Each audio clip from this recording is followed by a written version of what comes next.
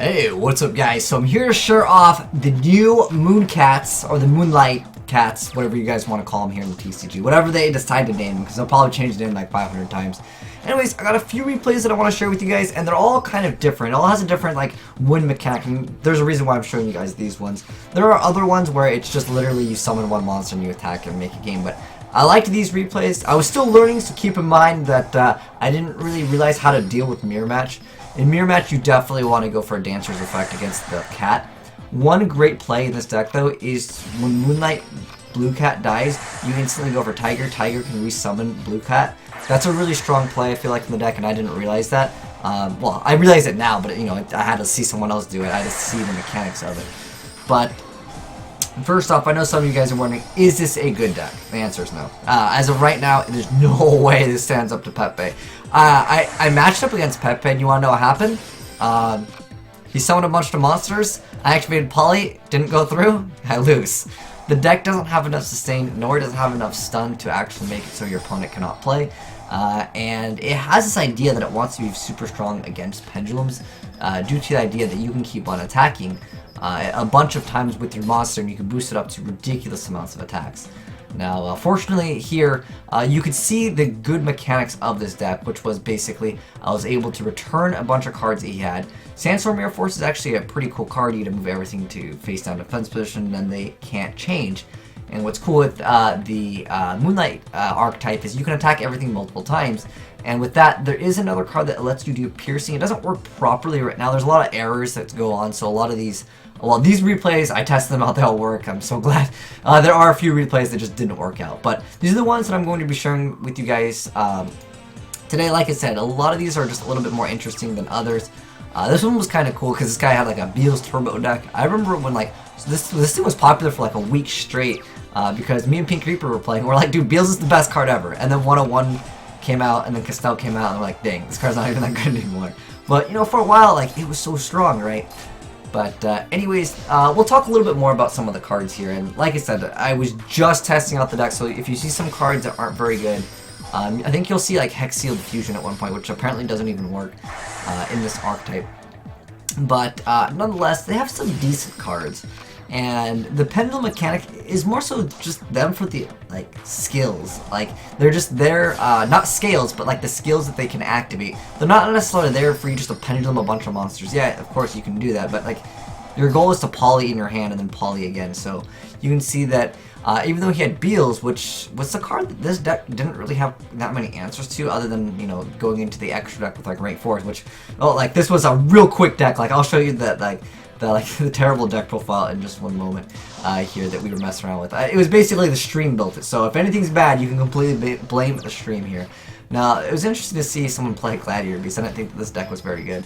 I summoned Neko here because I'm like, I was hoping he didn't have that many monsters, and I didn't want to go Karkar get War Charioted and then attack. He goes Quest, add back War Chariot, so I was just like, you know, I'm just going to try to get over one monster. Hope he doesn't have anything. He ended up going for Instant Fusion, then I had a Maxi in response to it.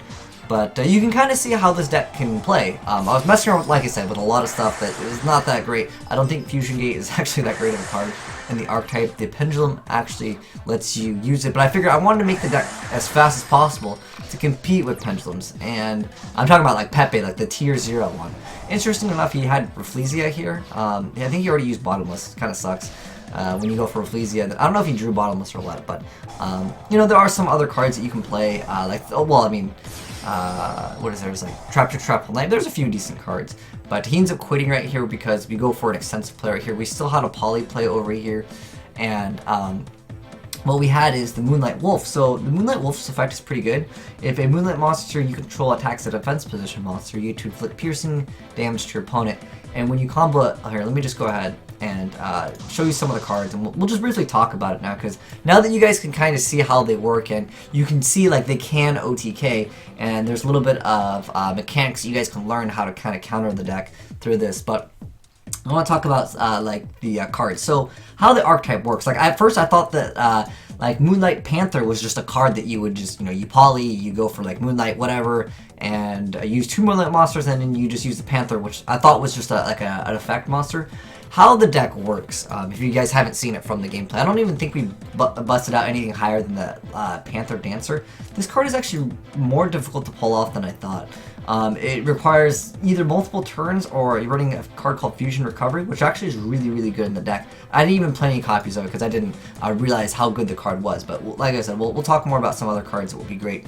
So Fusion Recovery allows you to add poly plus one of the materials used for the fusion. So what the Moonlights do is they want to get Cat Dancer out. So Cat Dancer can't be destroyed by battle. The effects are really mediocre, especially since you have to use like so many cards to pull it off, but can't be destroyed by battle. Once per turn in your main phase, you contribute one Moonlight monster. During this turn, it can attack all monsters your opponent controls twice, which is really strong. And if this card declares an attack, you have to inflict 100 damage to your opponent. It's minor, but yeah, I'm not going to complain. But against a certain deck like the Heretics, where they are rushing Clearwing Synchro Dragon, or not Clearwing, was it Crystal Synchro Dragon? You guys know what I'm talking about, the one that you bring out with Ultimate Token. So this will proc, and then it'll just immediately destroy you by card effect. So it's not destroying it by battle, and you just will lose out on that. I know that deck's not going to be like high tier, but I figured, yeah, like that deck will absolutely counter this. A lot of decks that can just counter like one like random little effect here, you can absolutely destroy those decks. So you bring out Cat Dancer, and then once you have Cat Dancer, you can bring out Panther Dancer. So you get Cat Dancer to bring out Panther Dancer, and then you bring out Light Leo Dancer. So there's your little like combo there. So this one requires Cat Dancer and one Moonlight. The next one though, it requires the Moonlight Panther Dancer plus 2 Moonlight monsters. Now there is a card over here where it's a scale of 1. I'm gonna go ahead and show you guys that card. So it's the Moonlight Wolf. So its monster effect is pretty good. We already kind of talked about most of them, but anyways, it just does piercing battle damage, and that's pretty decent. But the pendulum scale effect, again, is pretty much how you actually use them, other than like there's a few times where you can special summon Blue Cat and you can get its effect off of that. But Moonlight Wolf has the pendulum scale of 1, and his effect is pretty much what you used him for. So it's once per turn, you can fusion summon 1 Moonlight fusion monster from your extra deck by banishing monsters you control or have in your graveyard as fusion material. So you can make, as long as you have Moonlight Wolf, you can easily make like double fusions. Like you can go right from the Cat Dancer into the Panther Dancer. So Panther Dancer, it cannot be destroyed by opponent's card effects. The only unfortunate part with this is that like he's susceptible to basically everything else, or she, I want to say. I think it's a girl, and before it's another Bridget from Guilty Gear. But anyways, so yeah, this one it cannot be destroyed by your opponent's card effects, but they can still bounce it back. So it's like, it's really mediocre, and there's not that many times, at least that I feel, that you're able to OTK. Yeah, I know you saw it in this video here, but we're not playing against like the super high tier decks that are maybe playing like Notices and stuff like that, or they're playing like other back row that can completely destroy you. Like Impetus can completely shut down this deck. Like I said, don't look at my build and think it's like a great build, but I just feel like the archetype isn't that strong, because if you use like 6 cards to bring out this, yeah, you might be able to win, but there's so many decks that can just be like, oh, Utopia Lightning Attack over it. So it can't be targeted, can't be destroyed by opponent's card effects, so you basically have to destroy this by battle, and it's got 3,500 attack, which is decent, like that's pretty good. But the main reason why I don't like this card though, is it doesn't have the immunity effect where it's immune to like other monster effects, or it's just immune to card effects. The problem with this card is that it cannot be targeted and cannot be destroyed, but because of Ignister, specifically because Pendulums can make Ignister so easy, we're talking about like the Pepe Magicians, this card it becomes completely irrelevant in the game. It doesn't have any place in the meta simply because you're going to have to invest a lot of cards to make this card. Like I said, yeah, you can go for Cat Dancer and you can go for Panther Dancer relatively quick with that one level 1 Pendulum card, but to bring out this card, it's just too tough, and then they just use 2 cards and they just go, oh, send it back, and you lose, like, you've used pretty much most of the stuff in your hand. I know, like I said, that there are cards like Fusion Recovery, which can help, definitely, but because all of the monsters aren't Pendulums in general, they don't reoccur. And that's why I don't think this archetype is that great. I mean, at first I was looking at one of these trap cards. Like I said, some of these cards, if you look at them, like, I don't know, was this one that like didn't work or something like that? It was listed on like a fiend. Someone told me to put it in, and I'm like, all right, we'll put it in. But they're all beast warriors. So like I said, don't look at this deck profile and think it's a good profile. We're just kind of talking about the archetype as a whole in general. Like this card over here, at one point we were playing 3, then we just decided to drop the card completely. But this card is just way too slow, and that's definitely a problem. I do like how it's anything, but if it was a quick play spell card, we're looking at like a potentially a little bit better of a deck. But I just find the deck not to be that great. Like I said, I just feel like they're too mediocre. Their effects aren't that great, and the fact that like you can bounce back cards is kind of cool. Like the mechanics of this archetype is in its build.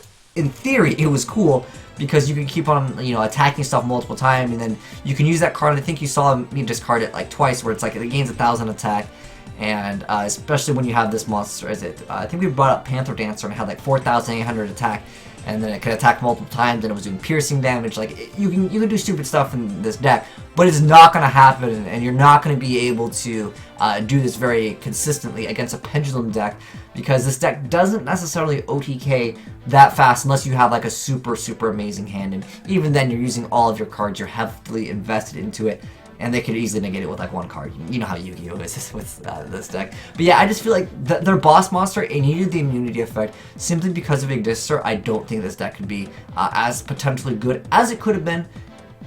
If this card had that immunity effect, it'd be a little bit better. Because at least when you use all your cards, like the quantum cards, at least with that card, you bring out a card, you're pretty much good to go, although 39 Utopia attacks over anyway. Like, and there's a lot of cards where, like, you know, Utopia, like the one that makes it so it's got like ridiculous amounts of attack and just runs over it. It just outclasses like most of these like gimmicky decks, but that's what happens when you run a gimmicky deck. But anyways, let me know, guys, what you saw from the video, if you liked the deck or if you didn't like the deck. Like I said, I want to get more gameplay for you guys, and let me know if you guys have any other like cool cards around. Like I said, this build it wasn't very good. I didn't really like the Fusion Gate because the other card banishes anyways. A great card you can play is Fusion Recovery.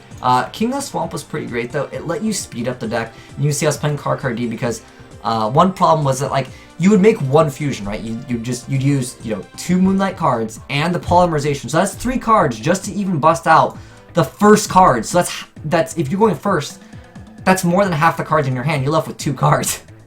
So yeah, there's a lot of problems with this deck. Again, they might get more supports, and it could be very good later down the line, but as of right now, I don't think that they're great. But like I said, let me know your thoughts in the comment section below. But thanks for watching. It's been your boy Will Smith, signing out.